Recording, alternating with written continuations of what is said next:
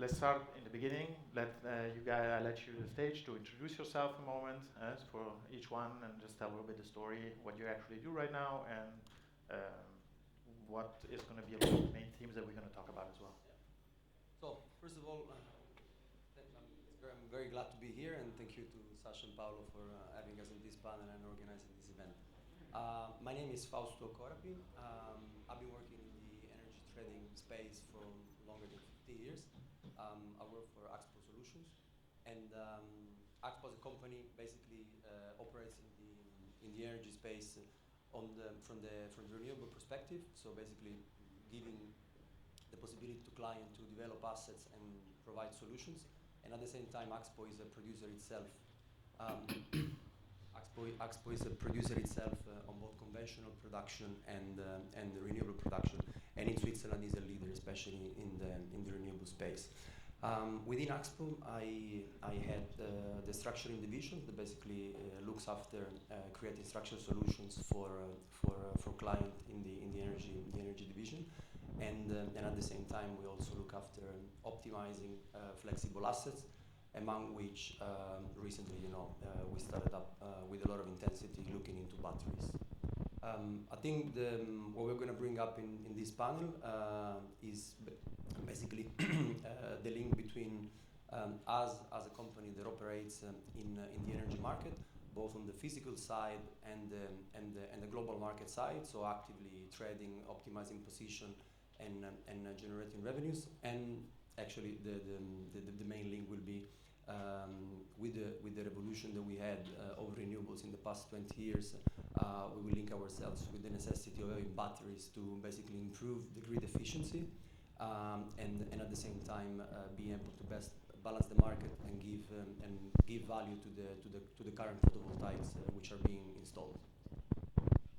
Thank you, Fausto. Thank you, Sascha. Thank you, Paolo, for the invitation. My name is Calin Ratis. I work also for AXPO Solutions, so I will not repeat everything that Fausto just mentioned about AXPO. I am now working for AXPO for the last 10 years. I do have a couple different hats that I wear within AXPO. The principal one is I am responsible for the commercial activity within what we call Central, Southern, Eastern Europe. I am also just starting up what we call the Pan-European desk.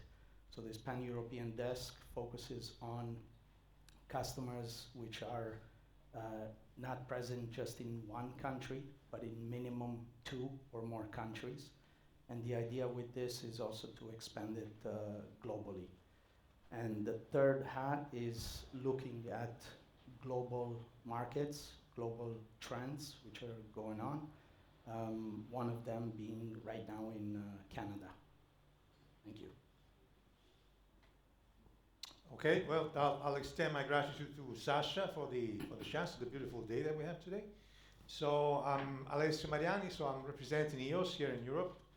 Generally, I would say internationally at this point. Background, I'm a mechanical engineer, so I'm kind of an intruder into this session. But and I've been most of my life I've been spending in the oil and gas market. But I just joined this adventure with EOS was about 5 years ago. Right now, responsible, of course, of growing the footprint of the company within our continent, and beyond that, I will be able to talk more about that. Thank you guys for your introduction. Question for AXPO guys. Could you share the main challenges you face in your daily business when managing renewable energy production? I'll give a bit of an idea. I'll give the flavor of what's behind the scene, because energy markets, especially electricity market, could look a bit obscure beyond what we look at every day, which is plug something and they get some electricity. So basically, the main challenges come from the fact, at least when we look at the renewable space, that we had a huge wave in the last 20 years of development in objective and targets to basically decarbonize the whole world, investing into wind and solar production. This process basically led us to almost have a tendency to converge to 50% renewable production in Europe. Clearly, basically, all this process has happened without having big or major infrastructure investments on the grid. So essentially, adding adding renewable production to the grid, which is per se unpredictable, at least wind production, as opposed to, of course, PV, means that you have intermittent waves of production, and then all of a sudden, possibilities where this production disappears.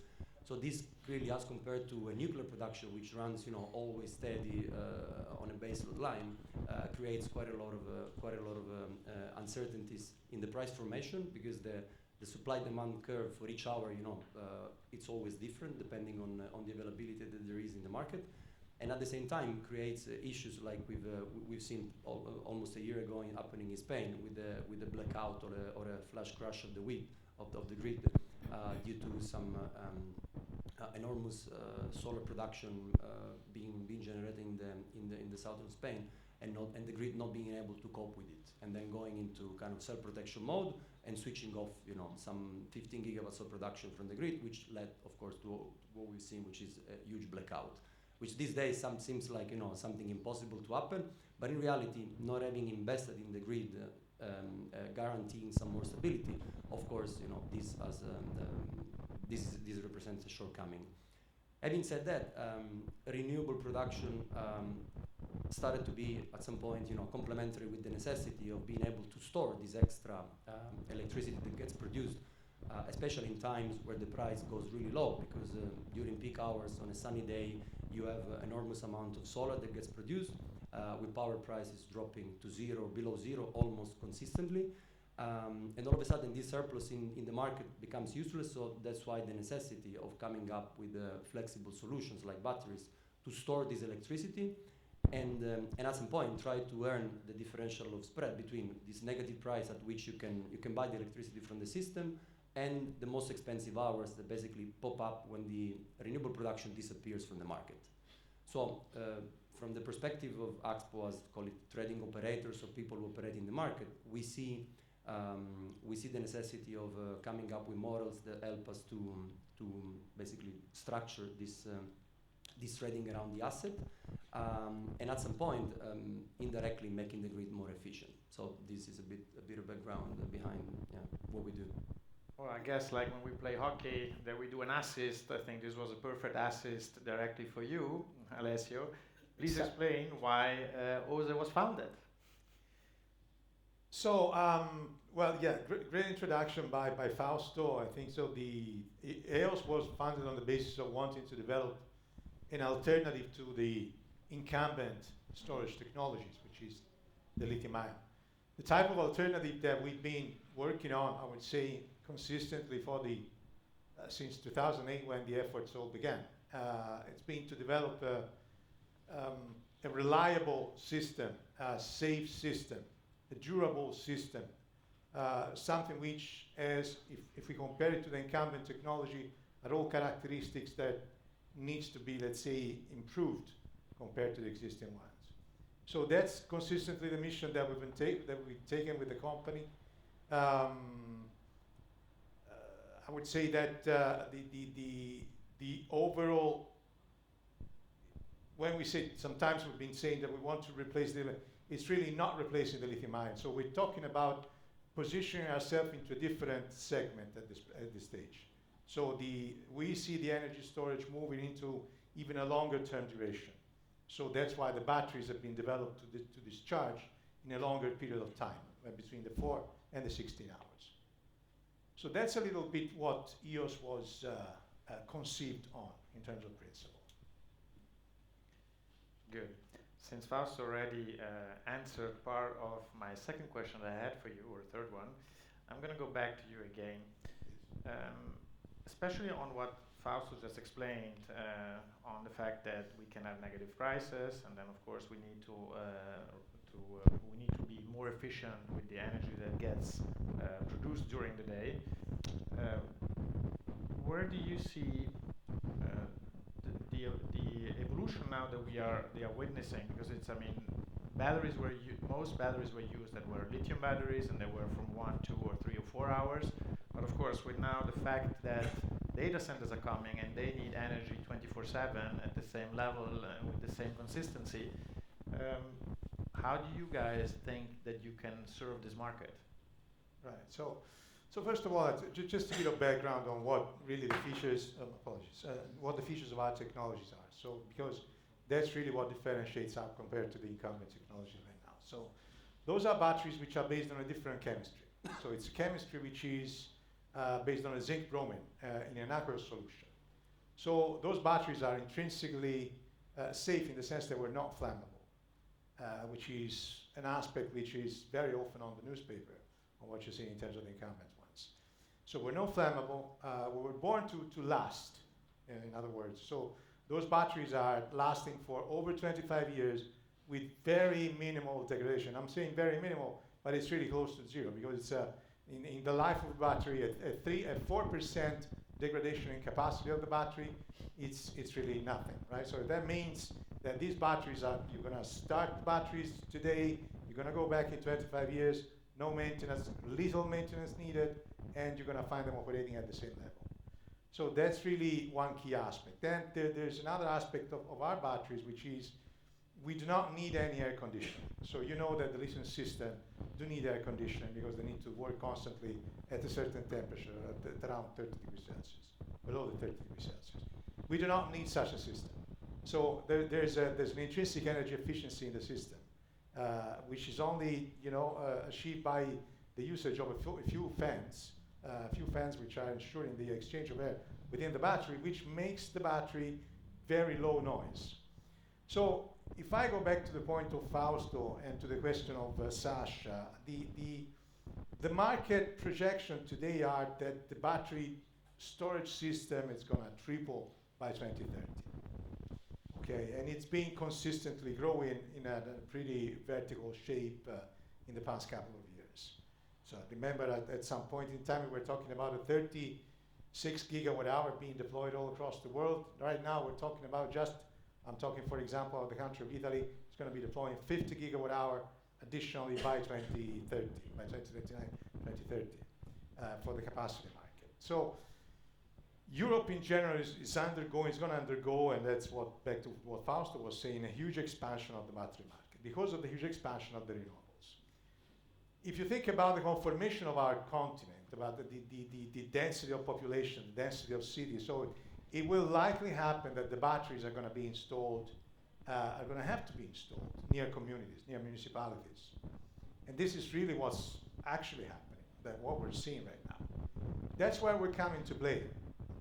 Now, beside the longer duration, which is going to have to accompany the growth of the renewables, because renewable are going to bring intrinsically a request for a longer duration of the discharge of the battery. But even if you think about placing those systems next to communities, to municipalities, you want to make sure that you have systems which are safe, which are reliable, that are non-flammable. And that's really where our, I would say, positioning comes into play. The low noise that you produce with the system. So that's, I hope I'm not spoiling, but I think we're about to install a system in Europe where this is going to be close to residential, just next to residential housing, okay, so to housings. So that's really, I think, a key factor for us. Then, of course, there is the overall aspect of, as you look at those systems, so you don't need to, you want to allocate as many batteries as possible. You want to have less possible need of intervention on those batteries. So it's just install and forget. That's really what you wish you're going to have with those systems. And again, that's how our technology comes into play. Very good, thank you. With Paolo, we were looking a little bit at the presentation that you guys from AXPO shared with us, and then, of course, I glanced a little bit through all the information, and I saw different names used also for batteries, and then I saw Fluence Energy, and I saw different ones. What are you guys deploying right now? Are you concentrated on the short duration batteries, or are you also have providers with long duration batteries? or is this something that you guys are also thinking to go towards to? Yeah, I'll comment on the pure market point of view, and I think then Calin can add on the on the European landscape where he's basically active on. So from the perspective of looking at assets we offtake or we build ourselves, clearly the battery has a necessity for an optimization in the very short term, because that's where you have to extract the value. So as I said before, you have this big differential of prices between super expensive hours mostly in the morning and the evening, and super cheap hours during the day. So in order to basically extract the value from a battery, you have to actively basically call it trade around the asset to extract this value, to pay your capex and try to get some marginality on top. This is basically the very short term where AXPO is very active. We also build models around the best way to extract value, not just from the so-called day-ahead market, but also from intraday markets, which is a market where basically there is a different dynamics, and basically you can factor in for any sudden change in weather, change in the solar irradiation, etc. And then you can try to basically forecast your price better and hopefully get a better level that you can achieve from another. So essentially it's like trying to spot arbitrage between one market and another. On the long term instead, clients that come to us, or even for batteries we develop ourselves, we have the need of placing long-term hedges in order to basically try to stabilize the cash flows over time. And on this I will pass the word to Calin, because he is much more exposed. Thank you, Fausto. Indeed, we work, as Sascha, you mentioned in the intro, in more than 30 countries. And what we do with our partners who are investing to develop, in this case, battery projects, we provide them solutions long term. And when we talk long term, of course, depending the country, depending the investor, but let's say, generally speaking, we talk about 5 years or plus.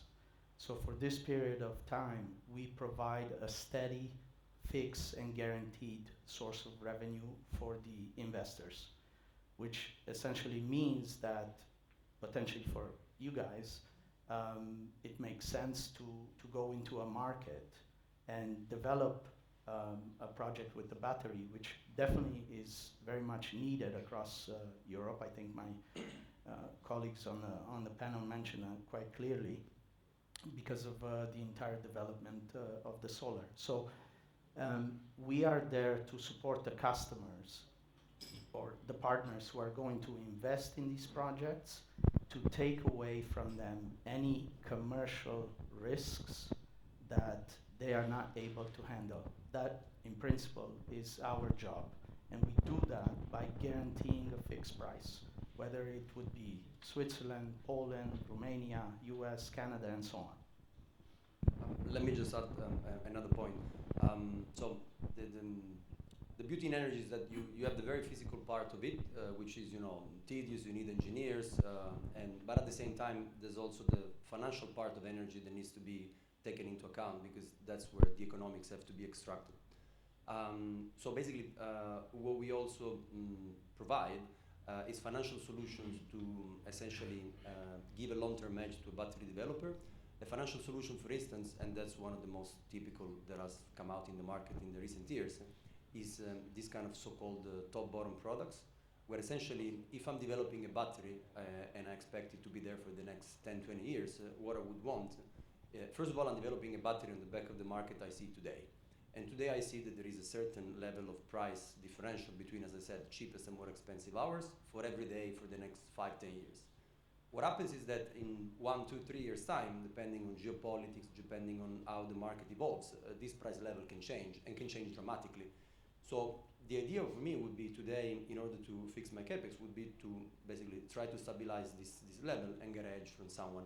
And the hedge that is normally provided by entities or utilities or other kind of market participants are these financial products, where essentially you receive, you fix this price level on a typical battery, which is a 2-cycle battery a day, and then on a day-ahead market. And then in this way, basically, you've guaranteed yourself a certain bulk of cash flows that can help you operate the battery in all the other markets where basically you can optimize either your wind or photovoltaic production, because the battery normally is co-located to it, or to just optimize the battery itself, as I said before, in other markets by trying to profit or exploit some arbitrage opportunities.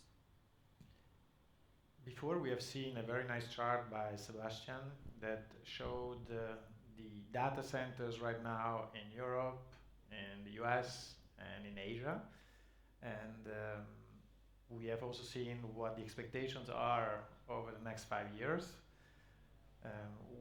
What you guys now dealing in 40 different markets also, what do you guys really see that Europe now is I mean, they're not catching up because of course they're not spending the same amount of money, but did you see more and more companies and large investors starting to put up data centers really for what is necessary, because we have seen in which direction we're going? Can you guys elaborate on that a little bit? Yeah, sure. Absolutely. I think in the Nordic markets, we're seeing this. We're also starting to see it more and more in what we call continental Europe, so be it west or east.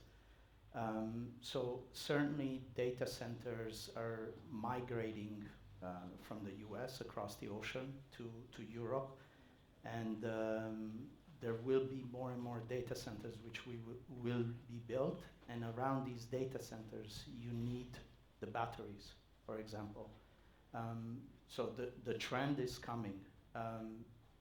Personally, I think in Europe we like to do things a bit slower, but yeah, certainly it's coming. From a pricing perspective, I mean, a production of renewables, now if we compare, I mean, of course I don't have the numbers and I didn't dig into that, but is there a big difference between what is producing energy in Europe compared to US, where you guys are already very active, Alessio? Do you guys have a little bit of parameters on this, and does that really make a big difference then also why we have not built so many data centers in Europe yet compared to the US? I can't say whether that's going to be the factor driving, let's say, the difference of speed, to be honest. There certainly is a difference, but I don't know whether that's the main driver, to be honest. So, and I don't know whether the colleagues in AXPO again comment on that. I think same here. I don't think there is a clear-cut answer to say whether this is the main driver. I think there are many considerations. Certainly, the US is a much more aggressive market as opposed to Europe due to regulation, due to factors that basically slow down the process. But as Calin was saying, we started to see requests or projects coming up to install data centers across Central and Southeast of Europe, and the demand that is on the back of this data center in terms of what they will require for energy to be refueled is immense. Yeah. To give you a comparable number, a relatively sizable data center could, at least from what we've seen, could consume at the peak of its consumption 1,000 megawatt over a year, which is basically even more than a single nuclear block. So essentially, you would need probably a nuclear plant to be built next to a data center to be able to give the necessary amount of energy. So the numbers we're talking, and also from the chart we saw before, the numbers are huge. Also in the US, I was seeing numbers where there are data centers that will consume up 2.5 times this number. So the demand necessity for sure will be in the long term very much pronounced. And given the uncertainty that there is in energy management, there have to be smart solutions on how to basically develop production sources to refuel or anyway to give access to this data center to the amount of energy they need. One possible solution is, of course, data centers will have to create their own production facilities, being gas plants, being solar or wind production co-located to the data center. And of course, as we extensively said, given the nature of renewable energy is very volatile, you need a battery to be able to shape the profile such that you can have a much more constant amount of energy that can be dispatched to the center itself. Okay. I will ask each one of you to say a last quote. that that maybe we have not touched during our conversation now that you think is the most important information that we would share with the audience, and then we will open up for some questions. Also, let you. I think that what comes to my mind always looking at the way the market is today and the all uncertainties we have is that every player has to be energy cautious in order to supply safely the amount of energy that is needed. That's it. Sascha, I think I will look back at the quote you had on the slide, and for Fausto and I and our two colleagues here from AXPO, we think of energy as a commodity. But in today's world, it really isn't a commodity anymore. It's really something that we need to make sure that, you know, all the technology that is being built, that is being applied, has this so-called commodity behind it. So the message I want to give, it's we are starting to think of it as a non-commodity. So, yeah. That's a strong statement by a company that's 7 billion in revenues per year. I hope you don't mention that to my boss, because I haven't disclosed it. Yeah. Alessio. Yeah, I would just close by, I mean, this is great context, I would say, and I think the way that we need to look at batteries, it's really, they are enablers for this market, for this reality to really take place, to really happen. And as we think about this massive deployment that's going to happen, again, in some of the aspects, I think there's an aspect which will not be negligible, which is the impact in general that those systems will have on the general environment. So we need to be conscious, and I think we need to think about systems which are really, whether that's going to be EOS or whether that's, but in general, we need to think of batteries as a system that needs to be environmentally friendly. I think that will become increasingly important as we move forward. Good. Colin, I'm happy that you actually mentioned the quote that we did, and actually the quote was found by Sebastian when we did the presentation, so to put the right merits where it's supposed to be. Very good. Okay, well, please, anybody that has some questions? Good, I like that. Bruce. How does Europe reconcile the insatiable demand for energy for data centers? Sorry, is this? How does Europe reconcile the insatiable demand for energy for data centers, AI, against its other policies of carbon taxing, destroying energy infrastructure, and all that sort of stuff, and encouraging people to have the smallest carbon footprint so that they shrink down? Who wants to answer that? I don't know if I even want to try, but let's start, and maybe you guys can also pitch in. I think in Europe, we, for the right or the wrong reasons, we've decided to go green.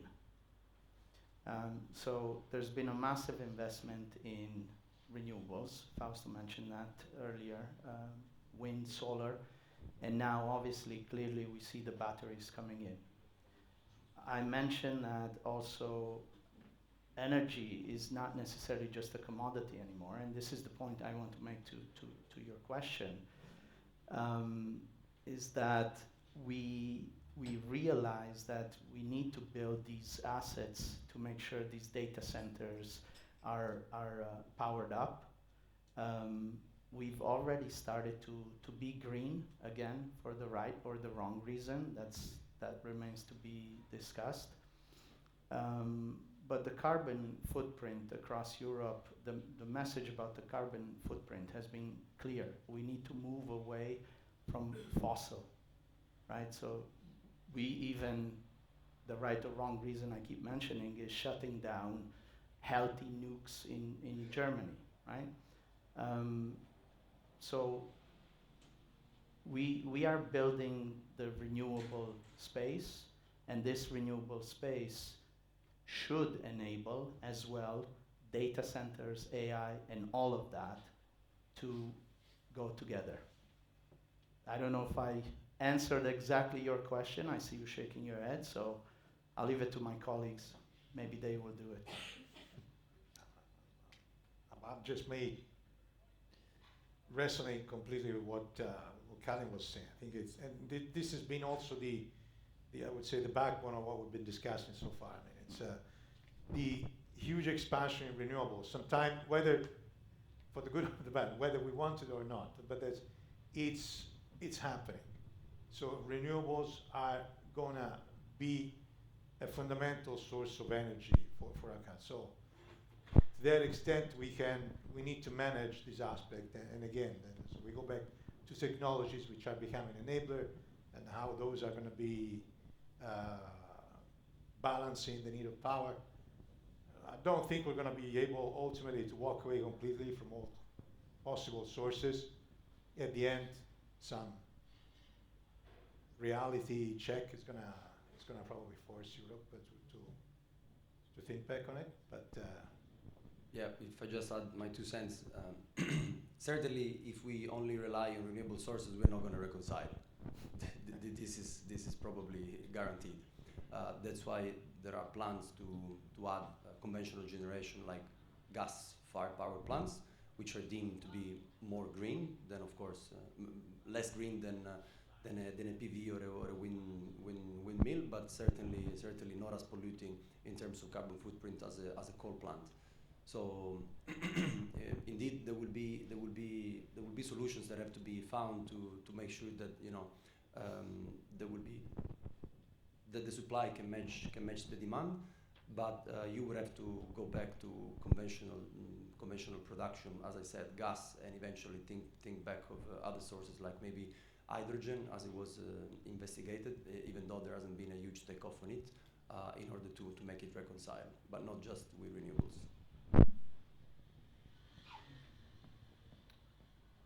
HP.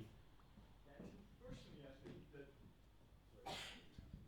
you said it kind of in passing. Personally, I think we need nuclear in Europe, and you talked about powering data centers. But Equinix, the data center operator, already announced that they will partner with Rolls-Royce on the modular small nuclear plants, and that's already happening. It is. And hydrogen, you covered it, but can the panel comment? Those are my 2 questions actually, but the nuclear and especially the small nuclear future that we have ahead of us, small modular reactors. Yeah, I mean, I'm not an expert into that, but for sure there are solutions that are being deployed already. If we go back during the 2022 energy crisis, that was the moment where alternative fuel sources had to be found, given gas was becoming scarce and many gas plants couldn't operate, and certainly small nuke blocks are basically can be put in the backyard of your house and refuel a small energy community or refuel a small industry. So indeed, this is a solution. I think the cost of it, from what I remember, it's not prohibitive, but a full-scale deployment of I mean, I haven't seen big small-scale nukes deployment across the board. It's certainly one of the solutions, but this will be together. I mean, at the end of the day, the final solution to make it reconcile will be to have many of these small solutions basically all together. Thank you, gentlemen over here. Yeah. Quick answer. Quick question to all of you. What do you think? Obviously, it's not investment advice. We understand disclaimer, everything. Yeah. What's your short answer on idea of Elon Musk to put data centers on the orbit of the Earth? Yes, no, possible, marketing. Your short answer. You have to be visionary, and as we've seen, sometimes a solution that could look like completely impossible, 20, 30 years ago, today represent the reality. So I think, yeah, you should be visionary. So yes. Yes, he walked in buying Twitter with a toilet. With a paper. sink, yeah. Yeah, with a sink. Yeah, why not? Why not challenge the boundaries? I think that's why a lot of us are here to see if there's anything beyond that boundary. So yes. Yeah, I would echo. I mean, we've seen things happening that we would have not foreseen before, so why not? Okay. Next panel. Thank you for everyone. Thank you guys for joining. Everyone. Hope it was useful.